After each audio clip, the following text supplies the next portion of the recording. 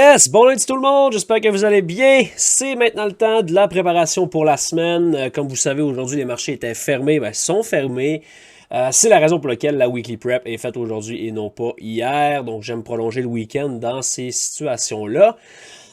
Écoutez, on a une grosse weekly prep qui nous attend aujourd'hui. Je veux qu'on passe du temps pour faire notre retour sur la semaine dernière. Je vous ai préparé plusieurs stocks et titres aussi à surveiller pour les prochaines semaines qu'on va discuter vers la fin du vidéo.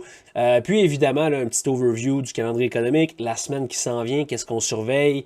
Semaine excitante, écoutez, c'est pas compliqué, là, on se le cachera pas, c'est pas mal la même chose à toutes les semaines ces temps-ci. On est dans un moment de l'année, là, je vous parle souvent du timing, mais c'est excitant à chaque semaine parce qu'il y a vraiment des choses importantes qu'on doit voir, d'autres choses qu'on ne doit pas voir pour avoir une certaine confiance d'un côté comme de l'autre. Et en ce moment, sérieusement, les choses se mettent en place, mais c'est quand même pas nécessairement très évident avec, comme on le sait, là, toutes les divergences qui sont là. Je le répète, mais l'OPEX, l'impact de l'OPEX, l'impact de la semaine après l'OPEX, qui est cette semaine, by the way. Donc, on va tout discuter de tout ça là, au cours des prochaines minutes.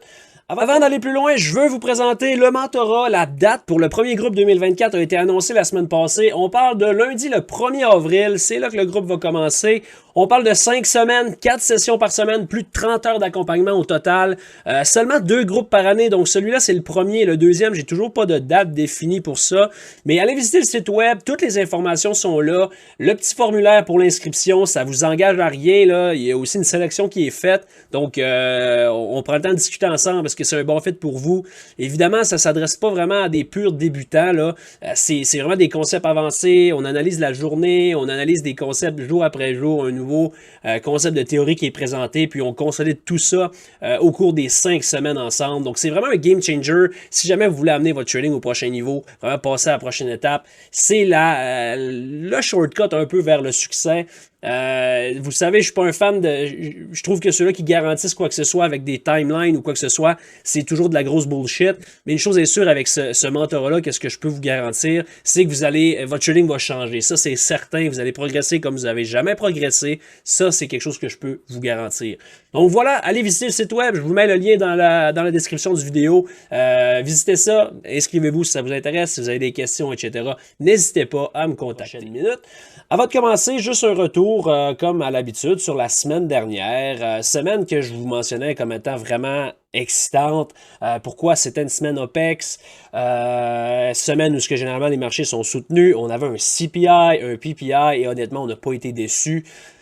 Pour vrai, là, je m'attendais à avoir de quoi d'excitant, peut-être pas autant que ça. Le timing a été quand même spectaculaire. Je veux qu'on prenne le temps un peu de revenir là-dessus. Tu sais, on parle d'une semaine où on a rangé comme de 2,6% sur le SP500, qui est énorme. Ce genre de volatilité-là n'avait pas été vu depuis quand même un bon bout de temps, là, puis ça a été vraiment, vraiment intéressant. Généralement, on regarde vraiment juste en daily lorsqu'on fait le retour sur la semaine, mais je veux prendre le temps de vous mentionner le spike qu'on a vu lundi matin. Tu sais, je vous parle souvent de blow-off, etc. Vous le savez, on est dans une fenêtre quand même assez dangereuse actuellement. Où ce que personnellement j'aimerais voir une certaine faiblesse se pointer. On va en discuter plus en détail tantôt. Mais la semaine passée, je vous mentionnais, OK, la semaine avant l'OPEX, des marchés qui sont soutenus. À partir du mercredi, on peut voir cette faiblesse-là à l'occasion se pointer. Mais regardez là, le blow-off de lundi matin. Sérieusement, là, ça, c'était autant qu'en daily. Je vous dis souvent, OK, j'aimerais qu'on ait un blow-off top. C'était même le titre de la weekly prep la semaine passée. Right off the bat, lundi matin, boom, on se met à blower up. Puis pour vrai, là, même si vous le regardez en d'autres time frames, là, on est en 15 minutes. C'était juste, il y avait juste aucune façon de rentrer là-dedans. Ensuite, on s'est mis à topper et boum, le sell-off s'est pointé en après-midi, take-out des nouveaux lots. Et pour être honnête, c'était quand même... C'est le genre de choses que j'aurais aimé voir, exemple, la semaine qui s'en vient, là, cette semaine. Pourquoi? Parce que dans un OPEX Week, c'est très difficile de voir une énorme expansion se jouer à l'opposé de la trend. Et autant que j'aimais ça, parce que j'étais déjà positionné short, comme vous le saviez, je m'étais positionné vendredi précédent. On a eu notre blow-off, mardi CPI qui a accéléré down. On a même vu comme... la faiblesse se poursuive toute la journée avant de voir un rebond à la fin de la journée dans le Power Hour. Mais les puts qu'on avait mentionnés le vendredi précédent étaient presque 120% sur cette drop-là. Vraiment joli. Le seul bémol ici, c'était le timing. Écoutez, je vous parlais de ce void-là la semaine passée comme étant pivot. Je voulais le voir accélérer à l'intérieur. C'est exactement ce qu'on a fait. On a même closé en dessous. Mais, puis on a même été liquidé ce swing low-là par quelques ticks. Mais quand est-ce que ça s'est produit? Ça s'est produit le début d'une semaine OPEX où ce que généralement les marchés sont soutenus. La volatilité n'a pas été en mesure de se réaliser suffisamment, disons-le comme ça. Et on a vu quoi? Mercredi, jeudi, un rebond qui nous a ramené par la suite une certaine faiblesse sur le PPI de vendredi. Et j'attire votre attention où est-ce qu'on a closé la semaine sur SPX? Exactement au chiffre 5000. Vous voyez, on est allé piner le chiffre 5000 quelques minutes avant le close et on a closé ça autour de 5000. Pas un chiffre random, écoutez, c'est la puissance de l'OPEX, c'est pas un hasard d'avoir vu ça. Et la semaine passée, lorsqu'on a vu l'expansion sur le downside et le rebond agressif, j'ai mentionné à ce moment-là dans le Discord, écoutez, j'aime pas ce que je vois. J'ai l'impression que ce sera pas cette semaine qu'on va voir cette faiblesse-là, même si ça leur a été extrêmement, extrêmement joli. Honnêtement, mardi, fin de journée, pas mal tous les éléments que je vous parle depuis plusieurs mois étaient en place. Le problème, c'était le timing, c'est-à-dire avant l'OPEX, très difficile de voir une expansion se pointer. Et c'est ce qu'on a vu. Donc, on a ramené la semaine proche des all-time high pour closer là, pas mal autour de 50% du range de la semaine. Donc, ça a été une semaine très excitante, pas nécessairement évidente, et c'est logique de voir ça, mais personnellement, j'aimais vraiment voir cette volatilité se pointer, autant sur le downside que sur le upside. C'était le fun de voir ça, les choses bougeaient un peu mieux. Donc, quand même plaisant. Maintenant, on verra tantôt qu'est-ce qu'on a à dire pour la semaine prochaine, mais c'est quand même intéressant, là, qu'est-ce qu'on a fait vendredi. Du côté du Nasdaq, maintenant, sensiblement la même chose, là, lui aussi, évidemment, a été très, très volatile. Le blow-off, lundi matin, avant de gap and go mardi sur le CPI. On a liquidé le lot de la semaine précédente. Rebond agressif. Quand même un petit peu... un rebond un peu moins fort. Une faiblesse un peu plus importante vendredi. Donc très intéressant à surveiller pour le reste de la semaine. Mais ça a été quand même une semaine, encore une fois, là, si vous regardez le range, le high, le low, on parle de 3,2% sur Nasdaq.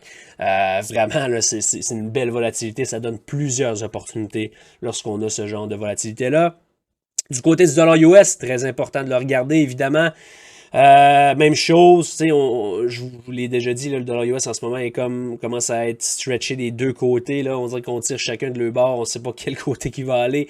Très intéressant de le surveiller. Mardi sur le CPI, nice break. Regardez la précision, encore une fois, là, du void en weekly.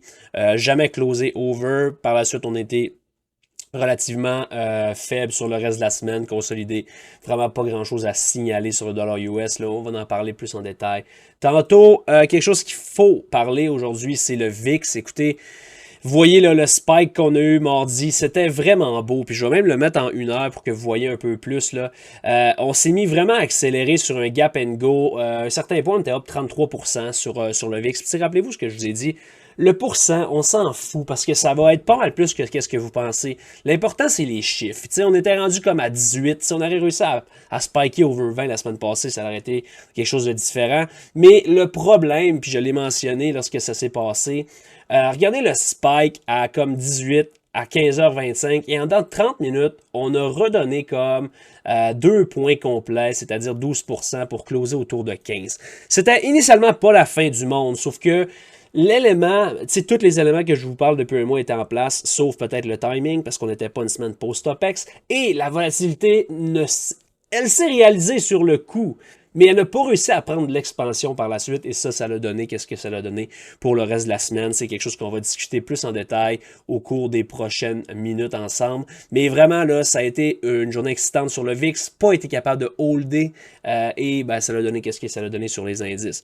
Une autre chose qui était aussi, le timing était très intéressant sur les yields, rappelez-vous, la semaine passée, je vous parlais, ok, je suis content qu'il consolide en dessous des highs, et cette semaine, qu'est-ce qu'on a vu? Boom, on a eu notre breakout, là, lui aussi sur le CPI, Évidemment, l'inflation qui sort un peu plus haute qu'anticipé, c'est pas une surprise à mon humble avis. Je vous en parle depuis plusieurs semaines, plusieurs mois. Je ne crois pas que le combat contre l'inflation est gagné. Je pense personnellement qu'on va revoir un cycle de CPI et d'inflation haussier. Et évidemment, si les chiffres sortent plus haute qu'anticipé comme ça a été le cas la semaine passée, évidemment que les yields, eux, de leur côté, continuent à faire des new highs parce que on réduit les chances de rate cuts à chaque fois que les chiffres démontrent une certaine résilience. Donc, c'est ce qui a été vu cette semaine. J'aime la résilience. Par contre, là, on en parlait tantôt, mais le dip qui a quand même holdé.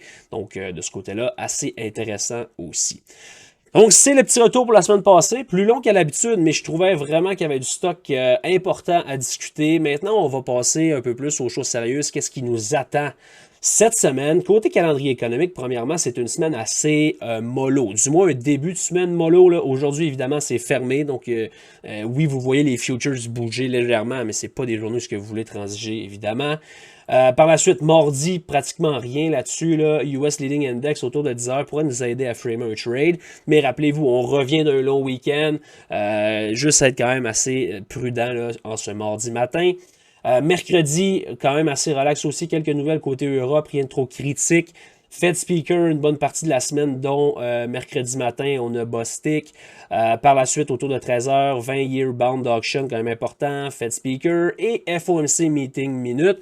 Évidemment, c'est pas le FOMC meeting, comprenez bien, c'est toujours une distinction importante à faire. C'est simplement des extraits vidéo et papier de leur dernier meeting. Donc, c'est quand même important. C'est rare qu'on leak des grosses informations là-dedans. Donc, oui, il pourrait y avoir une volatilité autour de 14 heures mercredi, mais attendez-vous pas à rien d'incroyable. On va en parler tantôt, mais mercredi soir aussi, on a les earnings d'NVIDIA qui vont être un point pivot cette semaine. C'est rare que des earnings sont des points pivots. Là. Évidemment, dans les saisons là, des earnings, vraiment Apple, Microsoft, etc., oui. Mais dire qu'une seule compagnie comme ça peut avoir un gros impact, personnellement, je pense que c'est le cas. NVIDIA cette semaine, mercredi. Jeudi, par la suite, là, ça devient un peu plus intéressant.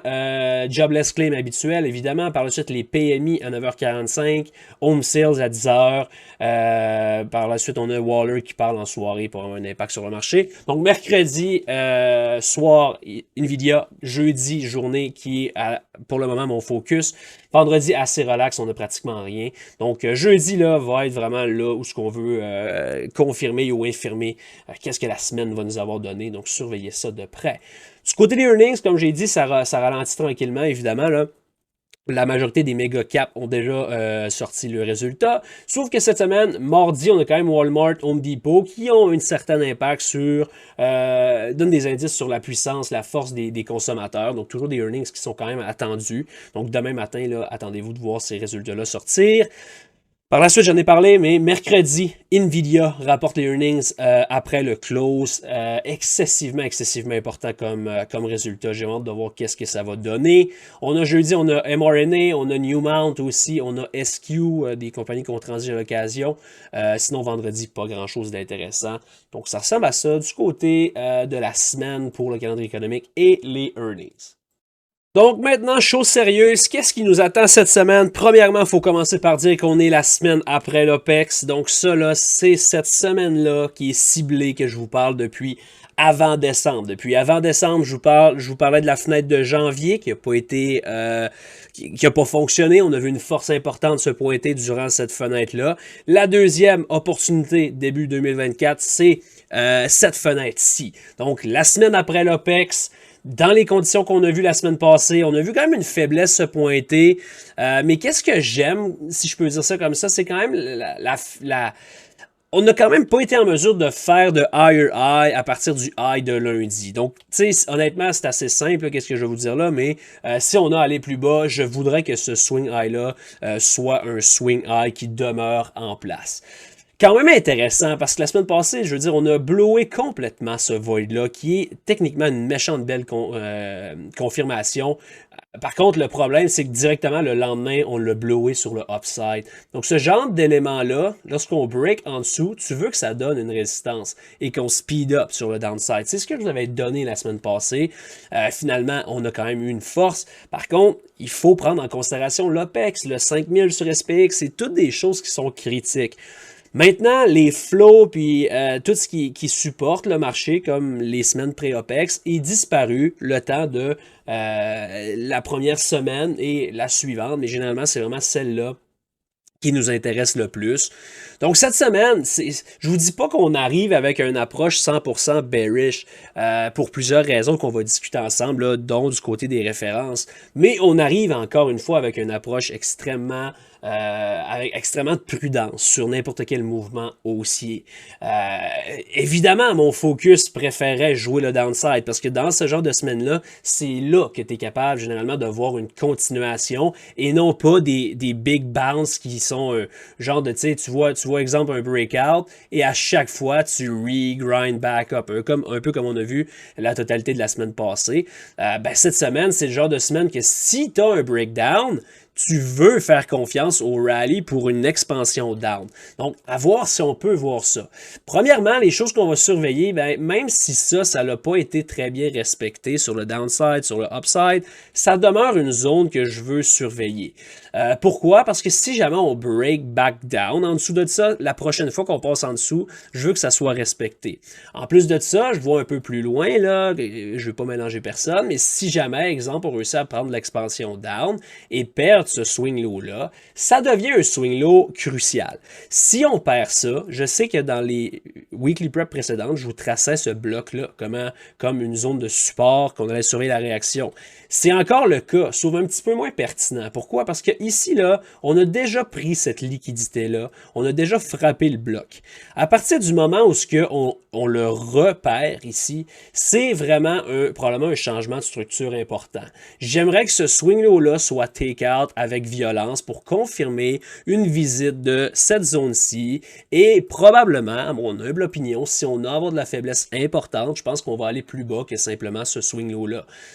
Anyway, je veux dire, ça sert à rien de projeter trop loin, on va avoir le temps d'en reparler, mais qu'est-ce que j'aimerais voir, c'est une accélération en dessous de ce swing low-là, une ride vers le void ici en daily et en weekly, et par la suite, on surveillera comment on réagit. Ça va aussi dépendre évidemment du timing, où est-ce qu'on se situe, la volatilité, est-ce réalisé, le dollar US, etc. Mais vraiment, là, si on est capable de perdre ce swing low-là, j'aime la visite de ça. Une expansion là-dedans nous amènerait probablement à quelque part là-dessus. Et là, je vais un peu plus loin, évidemment, mais notre target ultime sur ce retracement-là devient 45,96 autour de 4600. Si on a à avoir de la faiblesse au cours des 2-3 prochaines semaines, c'est une ride que j'aimerais voir pour un retracement qui demeurerait juste sain, bigger pictures. À partir de là, par contre, là, les jeux là, commencent à être plus importants. L'enjeu est très critique. On parle quand même d'un retracement de 8%, mais même si, exemple, on s'en va là, je ne suis pas en mode, OK, on parle de crash ou quoi que ce soit. Ça va encore une fois dépendre de où est-ce que nos références se situent. On est dans quel timing, etc. Mais c'est une zone pivot. Si on a avoir un retracement important, personnellement, ça va être mon focus. Je vous dis pas que cette semaine, je m'attends à un retracement à 8%. C'est pas ça que je suis en train de vous dire. Il y a plusieurs étapes avant d'arriver là. Mais si jamais on a trouvé un top à court/moyen terme, j'aime un retracement vers 4596. Donc ça, c'est le scénario bearish. C'est ce que j'aimerais voir se mettre en place cette semaine. Est-ce que ça va arriver? On va avoir plusieurs choses à surveiller, dont la façon qu'on va réagir en dessous de 52. Vous voyez la ligne ici qui peut avoir l'air un peu anodine là, en daily, mais je attire votre attention en 1 heure. On va aller voir ça. Ça, là, cette semaine, c'est un trade A+++++. Même si le scénario que je vous dis que j'aimerais voir de la faiblesse ne se réalise pas, il y a un trade bearish à prendre cette semaine. Je peux pas vous dire quand. Évidemment, ça va prendre un peu de price action puis voir où est-ce qu'on veut aller en premier. Mais cette zone-là ici, personnellement, que ce soit une semaine bearish, que ce soit une semaine sideway, que ce soit une semaine bullish, devrait être liquidé. Donc, on a quand même un beau scalp qui est possible là, vers 52, un peu comme je vous avais mentionné il y a de ça 2-3 semaines, là, sur le fake out, vers le short, etc. C'est le genre de setup A+, que j'aime en début de semaine, peu importe où ce qu'on veut aller pour le reste de la semaine. Donc, j'aime vraiment là, cette zone-là, si on peut avoir peut-être un certain pop lundi matin avant de voir une faiblesse, ou je vous dirais même, je vais aller plus loin que ça, quelque chose d'encore mieux, là, ça serait voir un certain pop, une consolidation là-dedans, peut-être jusqu'à mercredi, les earnings d'NVIDIA qui pourraient nous aider à framer ça. Donc, si le début de la semaine a quand même un certain support /up en premier, je deviens de plus en plus confiant pour un move down important. Si jamais lundi matin on drop et qu'on n'est pas capable de prendre l'expansion, j'ai l'impression que ça va avoir été juste encore un dip. Et cette fois-là, c'est cette semaine, c'est pas compliqué. Si on a de la force dans une fenêtre où ce qu'on devrait pas trop en voir, c'est en soi un signe de force important. Donc vraiment là, à surveiller. Du côté du Nasdaq maintenant, il y a pas... Évidemment, là, j'aime un peu plus la faiblesse qu'on a vue la semaine passée. J'aime surtout le rally. Regardez le gap ici qui a été créé sur le gap and go initialement la semaine passée. Je vous parlais. Tant qu'on a... Je voudrais voir ce gap-là rester ouvert. Pourquoi? Pour que ce soit un gap and go. Finalement, il n'a pas resté ouvert. On a gap and go, mais on a reclaim le gap, trouvé consolidation, retrouvé de la faiblesse vendredi. Par contre, le gap en daily demeure quand même pertinent. À partir de là, tant que ça rejette, je favorise le downside. À l'inverse, si jamais on se met à reclaimer ça, qu'on break le high, j'aime le dip vers un scénario bullish. J'ai pas mal parlé du scénario bullish sur le SP500, là, on peut même y revenir rapidement. Mais tu sais, évidemment, le premier target est le all-time high. À partir de là, super prudent vers peut-être Standard Dev en daily, donc du pullback qui vient d'arriver et celui-là précédemment. Donc ça, c'est des targets intéressants.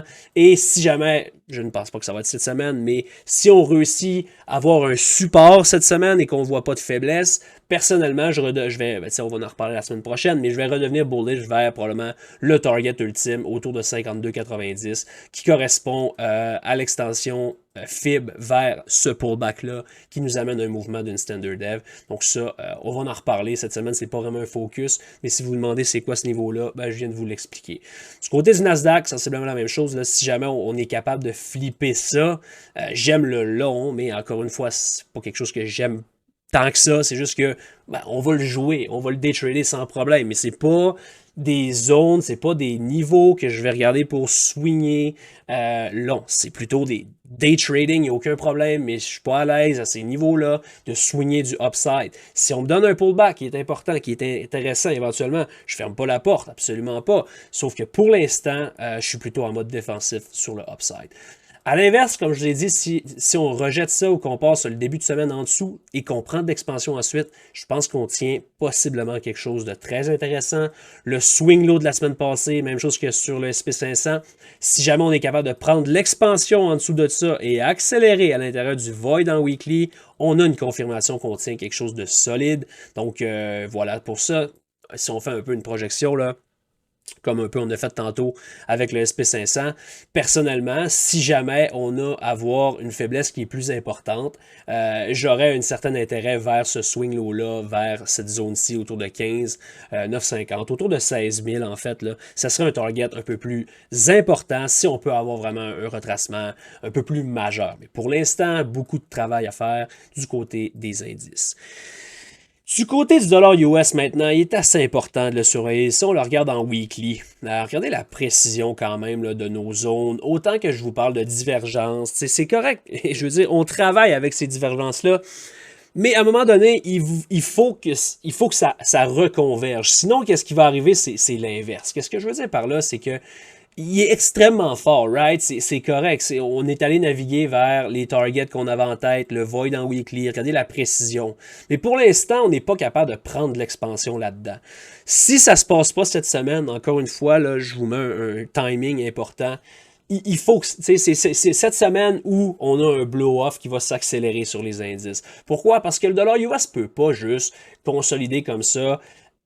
Et on ne peut pas demeurer bullish s'il ne démontre pas la conviction à briser les éléments bearish. Vous comprenez? Donc pour l'instant, là, one touch, on a liquidé les highs. Cette semaine, oui, ça semble bien, mais qu'est-ce qu'on fait au final? On a encore juste un one touch qui nous donne encore une fois une rejection. Donc c'est pas ce que vous voulez voir, là. C'est pas la fin du monde, mais je veux dire, si on n'est pas capable de prendre l'expansion vraiment là, agressivement au cours de cette semaine, ben, je m'attends à ce que le dollar US retrace. Et là, si on va en daily, je veux dire, s'il retrace, il y a quand même de la place. Si jamais ça a été simplement un rallye sur le dollar US qui a créé une énorme divergence qui n'a jamais été capable de se réaliser, qu'est-ce qui va arriver? Ben, le dollar US va avoir une faiblesse assez importante qui l'attend vers des swing lows qui sont quand même assez critiques et qui pourrait vraiment donner à ce moment-là là, la puissance que les indices ont besoin pour aller plus haut. Donc, tu sais, c'est difficile pour moi de vous donner exactement le bias sur le dollar US,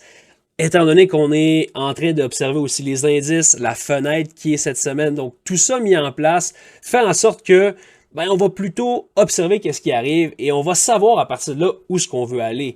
Mais ça ne sert pas à grand-chose pour moi de vous dire aujourd'hui, hey, je suis 100% bullish dollar US ou je suis 100% bearish dollar US. C'est vraiment là une fenêtre où ce que la patience est de mise. On a besoin de voir où ce que le marché veut aller en premier pour avoir confiance ensuite. Donc, tu sais, cette semaine, si les indices démontrent la faiblesse que je vous ai montrée, que je vous ai planifié, si on peut dire, je veux voir le dollar US démontrer de la force, je veux le voir take out les highs de la semaine passée, le void en daily, par la suite le gap pourrait être un objectif. Si jamais on se rend là, le scénario où ce que les indices se ramassent dans un retracement de 7-10% commence vraiment à faire du sens. À l'inverse, si le dollar US cette semaine continue à rejeter cette zone-ci et qu'on voit une faiblesse se pointer, qui perd ce swing low-là, qui est critique, by the way, donc la ligne dans le sable cette semaine pour le dollar US, c'est à l'intérieur de ce void-là, en daily, weekly. Vous voyez la consolidation, one touch, expansion. À partir de là, si on perd ça, qui est un swing low critique, la structure change et on devient probablement bearish sur le dollar US vers quoi? Vers cette zone-là. C'est sûr qu'il y a quand même ce bloc-là qui pourrait être un peu tricky, mais personnellement, si on perd ce swing low-là, je ne m'attends pas nécessairement à un rebond. C'est pas impossible qu'il se pointe, là. On va être patient, mais je m'attends probablement à une accélération down vers ces zones-là, Et là, dans le cas où ce que le dollar US perd, en fait, qui confirme que c'est simplement un rallye qui nous ramène plus bas, qu'est-ce qu'on peut se dire du côté des indices? La force va se pointer et le target plus important vers le move d'une standard dev du pullback d'octobre commence à faire beaucoup, beaucoup de sens. Donc, tu sais, on est vraiment dans un moment, si je peux dire ça comme ça, pivot. Pivot même pour l'année, je vous dirais. Parce que à partir de mars, là, si tu n'as pas eu ton pullback, tu vas avoir un blow-off qui risque d'être extrêmement, extrêmement, extrêmement violent. Donc, très, très pivot comme moment actuellement. Ça peut donner peut-être des weekly preps qui sont un peu moins pointus qu'à l'habitude, ou du moins qu'est-ce que je vous ai habitué. Mais je veux dire, je ne vais pas inventer quelque chose juste pour dire « Hey, j'avais raison, regarde qu'est-ce que j'avais dit », parce qu'à la limite, j'aurais une chance sur deux. C'est pas le but. Le but, c'est de vous donner ma vision, vous donner les éléments qui m'aident à framer cette direction-là, et non pas juste de dire « OK, on va aller là pour... » ça sert à rien. Donc, voilà. Du côté des yields, maintenant, j'aime vraiment la structure, comme je vous ai dit, là, c'est quelque chose de clean. Si on continue à avoir une pression, si on continue à avoir une force importante sur les yields, évidemment que ça ajoute une pression sur les indices, mais c'est pas connecté main dans la main, ça lag beaucoup, beaucoup, beaucoup. Donc, c'est pas la fin du monde non plus, mais juste être conscient qu'en ce moment, les yields demeurent extrêmement, extrêmement forts. Le VIX maintenant, qui est l'élément le plus important de tous ces scénarios-là, puis autant que je vous dis qu'il n'est pas tant pertinent depuis un bon bout de temps. On se rappelle, je vous disais, vol up, indice up, plus ça dure longtemps, plus c'est dangereux. Je le pense encore, c'est encore le cas. Mais je veux dire, le vol up, indice up était quelque chose qu'on s'attendait. Je veux dire, on était bullish jusqu'au début de l'année 2024, même si le VIX tentait de se réaliser à quelques reprises. Pas quelque chose qui m'inquiétait beaucoup. À partir de 2024, par contre, janvier, je vous ai dit, soyez prudents, ça pourrait être une fenêtre intéressante. La deuxième shot, on est en plein dedans. À l'heure actuelle, on se parle, ou à l'heure où on se parle, on est dans la fenêtre où ce qu'on voudrait voir la volatilité se réaliser. J'aurais aimé que le VIXpiration nous donne un follow-through, ça a été l'opposé. À partir de là, c'est assez simple. Qu'est-ce que vous surveillez? Le gap qui a été initié le lundi là, de la semaine passée, il faut que ça reste ouvert. C'est la même chose que je vous ai dit sur les indices, le genre de gap and go. À la limite, on peut le voir encore une fois comme une divergence, parce qu'on a quoi? VIX up, indice up. Les indices ont fil leur gap de lundi, le VIX a encore son gap ouvert.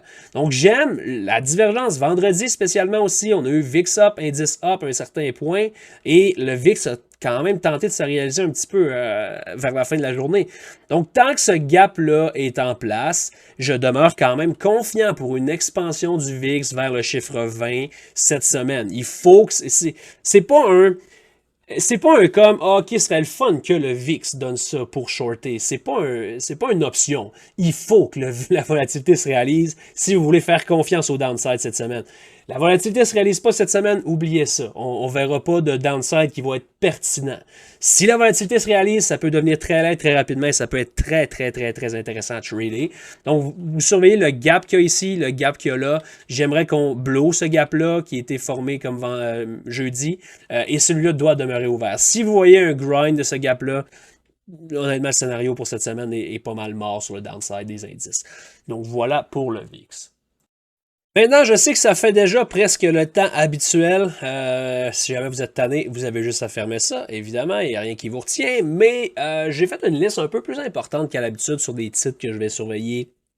Même aller un peu plus sur des commodités aussi. Donc, sans plus tarder, on se lance un peu dans les stocks. Puis, quelque chose qui m'intéresse ici. Rappelez-vous la fenêtre de janvier que je vous avais parlé. OK, potentielle faiblesse là-dedans. Ben, une chose qui n'était pas alignée, c'était les méga caps. Les méga caps, à ce moment-là, vous voyez ici, là, on venait de trouver un support important. Donc, c'était plutôt en mode, OK, j'aime le long sur plusieurs méga caps. Qu'est-ce qui fait pas de sens si on est bearish indice, vous comprenez? Donc, cette fenêtre-là, comme on l'avait dit, ça n'a pas fonctionné. On a eu une force importante. Par contre, j'attire votre attention en ce moment sur Apple. Regardez, puis on va en regarder une couple, là. Regardez le graphique d'Apple, c'est très rare, ça l'arrive, il n'y a jamais rien d'impossible, mais c'est rare de voir un titre aussi important, puis je dirais même des titres aussi importants parce qu'on va en regarder d'autres, être loin des all-time highs, avoir une structure qui est, je dirais pas qui est bearish 100%, mais je veux dire, à partir du moment où on a take out ce double bottom-là ici, c'est le genre de structure qui est relativement bullish. Et on n'a pas été capable de prendre cette expansion-là, même que qu'est-ce qu'on a fait cette semaine, encore une fois, on a eu un gap and go down. Donc, ça fait plusieurs gap and go qui tentent d'être mis en, qui tentent d'être mis en place sans s'être réalisé. À partir de là, est-ce que celui-ci peut en être un plus important? Ça va être à surveiller. C'est pas un titre nécessairement que je veux trader actuellement. Faiblesse versus les indices, donc j'aime pas le upside. Faiblesse versus les indices, donc je pourrais potentiellement aimer le downside, mais je vois pas vraiment de target A+, sur Apple, mais je prends le temps de vous le donner parce que c'est intéressant de voir un titre aussi pesant avec cette faiblesse-là, si on peut dire ça comme ça. On va aller un peu plus loin aussi avec Microsoft, un titre qui est extrêmement pesant dans les indices, et c'est la même chose de son côté. Si vous regardez le genre de blow-off qu'on a eu, on peut pas dire que c'est un blow-off, c'est juste un all-time high break. Par la suite, le gap and go de lundi, pas été capable de son côté de revenir over le high de mardi. Donc, potentiellement, gap and go en place. Swing low critique, si jamais on accélère là-dedans, ça nous amène dans le void en weekly. Donc, on parle de deux titres pivot / critique dans les indices qui, honnêtement, j'aime la structure actuellement pour amorcer le début d'une fenêtre ou d'une semaine où ce qu'on voudrait voir cette non-force-là, cette faiblesse-là. Donc, j'aime le potentiel. Et en voyant ça, c'est sûr que si on est bearish Microsoft, bearish Apple, on ne peut pas être bullish indice. Ça ne fait pas de sens. Donc, c'est des éléments que je voulais prendre le temps de vous mentionner. Et il y en a un troisième aussi, c'est Google. De son côté, faiblesse là, quand même importante. Même le premier gap and go, on a tenté de le fill sans succès. Gap and go, gap and go. C'est sûr que le go n'est pas encore confirmé parce que pour un gap and go, tu veux voir un gap et une vraie accélération. Pour l'instant, on est retenu. Mais j'aime quand même qu'est-ce qu'on a fait. Cette faiblesse-là qui pourrait nous amener à briser ce swing low-là. Trendline imaginaire, là, je vais essayer de la tracer mieux que ça, mais trendline imaginaire que tout le monde a sur le graphique qui pourrait se faire blower quand même agressivement pour une visite de ce void-là, low-là, gap-là. Donc, tu sais, ça, c'est quelque chose que j'ai peut-être un peu moins parlé, là, j'en avais parlé en janvier, mais le setup sur plusieurs méga caps actuellement m'intéresse beaucoup. M'intéresse beaucoup dans le sens, pas dans le sens que je veux les trader, mais dans le sens que ça pourrait aider à confirmer ou infirmer évidemment le scénario un peu plus bearish sur les indices. Donc surveillez ça de près. Maintenant, on parle un peu plus de stock que je veux vraiment trader, que je veux vraiment surveiller. Premièrement, RBLX, ça fait plusieurs moments que j'en parle, j'en ai parlé à partir de là. Toujours 47.6, 47.7 qui est mon objectif. Sur le gap and go des earnings, on a pris un 150% là-dessus sur les options. À partir de là, le pullback est quand même intéressant. Je ne dirais pas qu'il est beau par contre là. plutôt difficile de se situer là-dedans. C'est juste des gaps, pas vraiment de beau price action. Mais surveillez si on est capable de faire un higher high over 45. J'aime le long vers 47.7. Ça demeure un titre que j'aime beaucoup. Le potentiel est là. Juste attendre le bon timing. Pour l'instant, les earnings n'ont pas été capables de l'apporter à 47.7. On donne un pullback qui semble vouloir holder. Évidemment, ce swing low-là, je ne donnerais pas grand temps. Peut-être une wick, mais il faut qu'on réagisse bien. Mais j'aime encore 47.6 sur RBLX. Un mot sur Oxy, puis on va parler un peu du pétrole directement tantôt. J'aime vraiment, vraiment, vraiment ce setup-là. Pas un titre que je daytrade beaucoup, mais d'un point de vue swing moyen terme, j'aime vraiment, vraiment Oxy. Ces highs là sont un objectif très réaliste à moyen terme. J'aime le fait qu'on hold à l'intérieur d'un bloc en monthly ici. Et j'aime l'expansion qu'on a été en mesure de prendre en fait, ça c'est jeudi. Si on peut avoir un pullback en début de semaine, même pas obligé d'être énorme, personnellement, j'aime beaucoup, beaucoup, beaucoup Oxy pour une run vers 62. Par la suite, aller attaquer le gap et aller attaquer le all-time high autour de 67.4. Donc, 67.4 qui n'est pas du tout le all-time high. Tantôt, on regardait en weekly, qui est autour de 76. Donc, c'est vraiment, honnêtement, j'aime beaucoup, beaucoup, beaucoup le setup sur Oxy. Même chose là, sur XOM, etc. Là, tous les titres sont quand même jolis. Un autre titre que je regarde un peu plus avec attention sur Baba, je veux pas trop, on parlera pas du setup, non, on peut en parler évidemment, mais je veux dire, j'aime le setup en weekly, j'aime le setup en monthly, à partir de là, d'un point de vue day trading, pas trop un stock qui m'intéresse non plus, mais j'aime vraiment le hold ici, là. L'entrée du bloc en monthly, plus le 50% du gap qui a été formé ici, on n'a pas été capable de prendre l'expansion sur les earnings, pullback qui est quand même sain, et là, on commence à grinder up. J'aimerais vraiment, vraiment le voir prendre l'expansion à l'intérieur de ce gap-là, attaquer 87 et par la suite, le next stop serait le chiffre 100. Je sais que ça paraît très, très loin, mais rappelez-vous lorsqu'on le surveillait dans ces zones-là, quand on en parlait, là, ça c'était autour de l'année passée, mais je me souviens qu'on le surveillait et regardez l'agressivité qu'on est allé puncher le chiffre 100. T'sais, on parle d'une run comme de 100% en octobre à janvier. T'sais. Je vous dis pas que c'est ce que je m'attends, mais c'est le potentiel que je vois sur Baba. Je trouve qu'à ces niveaux-là, commence à être vraiment intéressant, du moins de le surveiller. Termine ça avec l'or. Écoutez, j'aime vraiment le setup qui se dessine sur le gold actuellement. Vous voyez le bloc en monthly qui a donné plusieurs supports. Même chose sur la weekly chart. J'aime qu'est-ce qu'on voit. J'aime la liquidation du double bottom ici, double bottom là, et la réaction par la suite. C'est surtout cette réaction-là qui m'intéresse. Création du void sur le downside, accélération à l'intérieur.